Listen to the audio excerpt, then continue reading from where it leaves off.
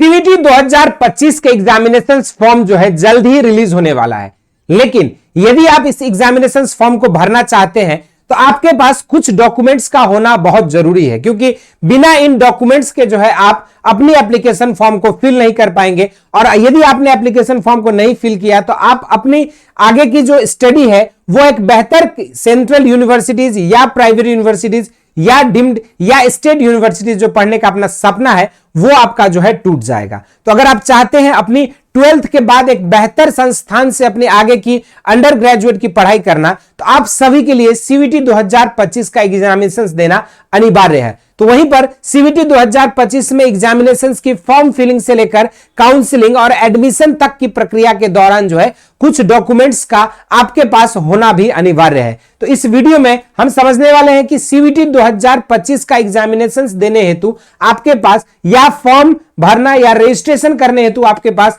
कौन कौन से डॉक्यूमेंट होना अनिवार्य है और किन डॉक्यूमेंट्स के बिना जो है आप सीवीटी का फॉर्म नहीं भर पाओगे। इसी पर जो है डिटेल में इस वीडियो में बातें करने वाला हूं। विगत 8 सालों से हजारों बच्चों को यूनिवर्सिटी एंट्रेंस एग्जामिनेशंस में गाइड करके देश के टॉप रेप्यूटेड यूनिवर्सिटीज तक पहुंचाया, और इस चैनल पे हम लोग आपको आपकी यूनिवर्सिटी एंट्रेंस एग्जाम्स की प्रिपरेशंस, एडमिशन, काउंसलिंग से रिलेटेड संपूर्ण अपडेट को प्रोवाइड करते हैं। तो for all university entrance examination से रिलेटेड अपडेट, अगर अभी तक आप लोगों ने इस चैनल को नहीं सब्सक्राइब किया तो जरूर से इसको सब्सक्राइब कर लीजिएगा। तो चलिए शुरुआत करते हैं इस वीडियो को। सीवीटी 2025 के examinations BA, BCom, BA LLB, BSc agriculture, BSc math, BSc bio, BTech, B pharma जैसे number of undergraduate courses pursue करने के लिए कंडक्ट कराई जाती है। और इसमें जो है आपके लिए कौन कौन सी डॉक्यूमेंट रिक्वायर्ड होगी पार्टिकुलरली आपकी प्रिपरेशंस के लिए, इस पर मुख्य रूप से बात करने से पहले जो है मैं आपको इस डॉक्यूमेंट्स को मैंने 3 अलग अलग कैटेगरी वाइज हमने जो है इसको डिवाइड कर दिया है। और इसी कैटेगरी वाइज जैसे हमने डिवाइड किया इन डॉक्यूमेंट्स को,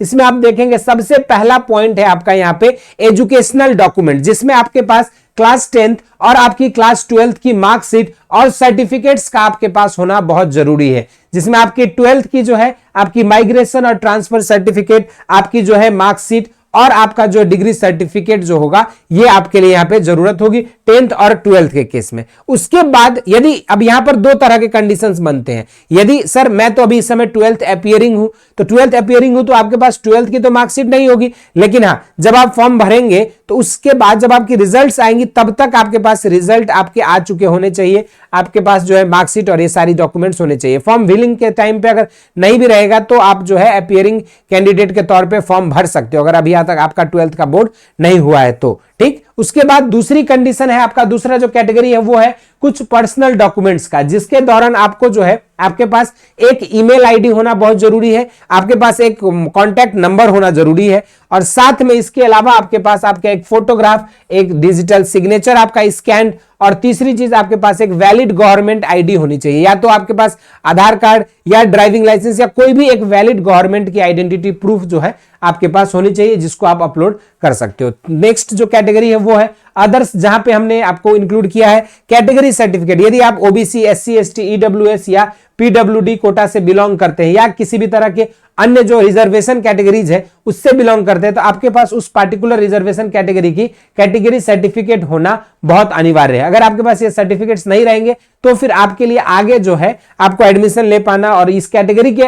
लाभ अवेल कर पाना आपके लिए दिक्कत होगी। तो आपके पास ये कैटेगरी सर्टिफिकेट होनी चाहिए जो कि सेंट्रल गवर्नमेंट का होना चाहिए भी, क्योंकि कैटेगरी सर्टिफिकेट में बहुत सारे स्टूडेंट्स का क्या होता है कि सर हमने स्टेट के सर्टिफिकेट्स बनवाए हैं तो क्या वो काम करेगा, तो नहीं, आपका जो कैटेगरी सर्टिफिकेट होगा वो सेंट्रल गवर्नमेंट का मान्य होना चाहिए और सेंट्रल गवर्नमेंट के जो फॉर्मेट है, जो प्रोसीजर है उसके अकॉर्डिंग रहना चाहिए। इसके बाद तीसरी जो चीज है वो है आपका इनकम सर्टिफिकेट। ये जो है सिर्फ आपका ईडब्ल्यूएस कैटेगरी के जो कैंडिडेट्स हैं उनके लिए जो है यहाँ पे मेनली इनकम सर्टिफिकेट की जरूरत पड़ेगी। और लास्ट है आपका डोमिसाइल सर्टिफिकेट, मतलब जिस भी, या फिर कह लीजिए इसको रेजिडेंस प्रूफ भी कह सकते हो, जिस भी राज्य से या जहां से आप बिलोंग करते हैं उसके अकॉर्डिंग जो है आपको यहाँ पे अपनी रेजिडेंस के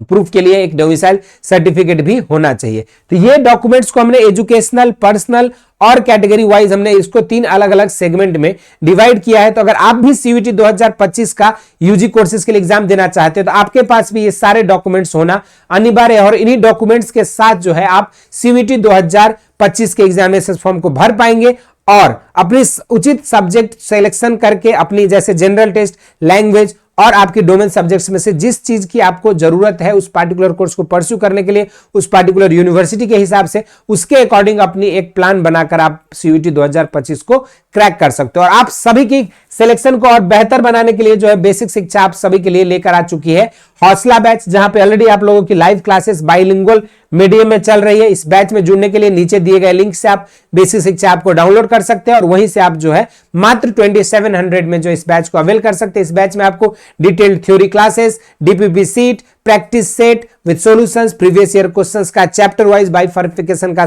कंप्लीट बुकलेट और साथ में आपके लिए गाइडेंस और मेंटरशिप सेशन भी प्रोवाइड की जा रही है। तो अभी देर ना करें और नीचे दिए गए लिंक से ज्वाइन करें बेसिक शिक्षा ऐप को डाउनलोड करके हौसला बैच, और अपनी प्रिपरेशंस को एक नए हौसला को उड़ान दे और एक बेहतर यूनिवर्सिटी में जाने के अपने सपने को साकार करें। इस वीडियो में इतना ही। इस तरह के इंटरेस्टिंग एंड अमेजिंग सेशंस के साथ मुलाकात होती रहेगी। स्वस्थ रहें, मस्त रहें। धन्यवाद।